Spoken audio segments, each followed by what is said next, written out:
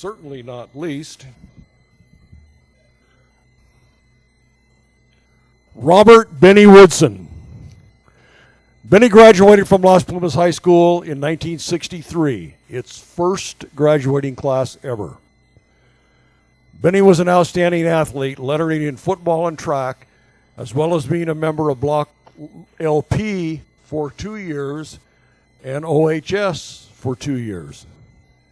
He was captain of the football team as a junior and a senior, leading scorer in Northern California, scoring 44 points in his final game against Placer. Named to the Northern California All-Star team as a senior year. Benny ended his athletic career at Las Plumas, setting a school record in the 100-yard dash. Active in student body activities, he was on the school newspaper staff and a senior and boy state representative. While in high school, Benny earned the nickname Mr. Fix-It Man, as he helped people fix anything they had that was not working. He was always ready to help anyone in need. Upon graduation, Benny attended Sierra College in Rockland and played football in the 1963 season. He was then offered a full academic scholarship, an athletic and academic scholarship, to the University of Utah, the first for an African-American student at that university. In 1966 was his best season, as he was second in the Western Athletic Conference in rushing attempts, rushing yards, and plays from scrimmage. In his 3 seasons there, he played 31 games, scoring 18 rushing touchdowns and 2 receiving. Played in the 1964 Liberty Bowl, beating West Virginia 32-6. This was the first major bowl game ever played indoors and broadcast nationwide. Benny's collegiate career, both athletically and academically, ended in 1967 when he earned his BA degree in business administration. He then went on to earn his MA degree in recreational therapy, also at the University of Utah. With degree in hand, Benny drew interest from NFL scouts and in 1967 drafted by the Oakland Raiders in the 15th round. He opted to play for the Canadian Football League, where he's a member of the Calgary Stampeders for 1 year. Unfortunately, he suffered a knee injury that ended his career. While working on his MA degree back in Utah, he was affiliated with the Boys and Girls Club of Salt Lake City, being the first African American to do so. Benny was a very strong voice for undeserving kids living in the city.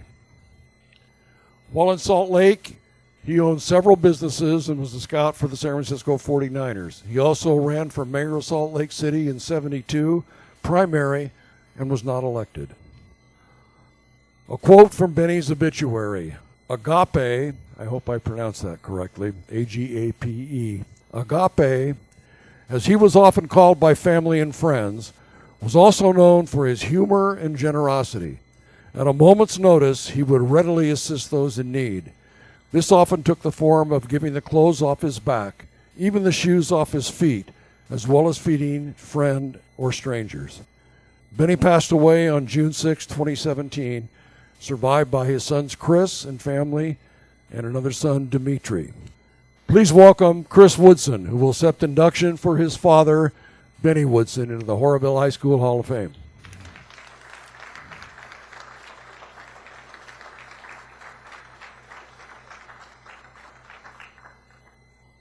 Nice to meet you, sir, and thank you.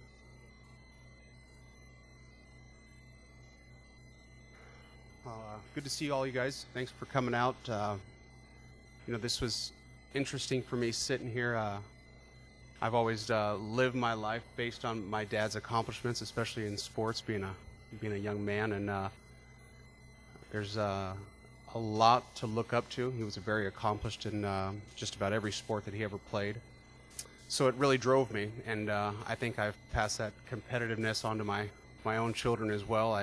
I can see it in their eyes, and I'm even more competitive with them too. So hopefully that works out for them in the end. We'll see.